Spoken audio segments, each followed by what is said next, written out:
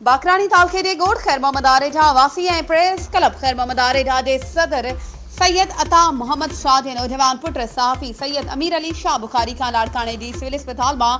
नामालूम चोर संदसि जो खीसो ब्लेड सां कटे संदसि जे खीसे मां हिकु क़ीमती मोबाइल फ़ोन ज़रूरी सर्विस कार्ड क़ौमी शिनाख्ती कार्ड ऐं रोक रक़म अटकल 10,000 रुपया कढी चोरी करे फ़रार थी विया।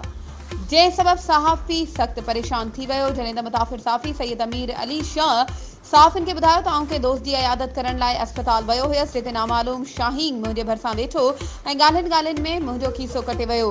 जंहिंमें मुंहिंजो मोबाइल फ़ोन पर्स कढी वियो, जंहिंमें मुंहिंजो सर्विस कार्ड क़ौमी शिनाख्ती कार्ड रोक रक़म 10,000 अटकल ऐं ॿियो सामान पिणु कढी वियो। हुन मौक़े ते हुन DIG लाड़काणो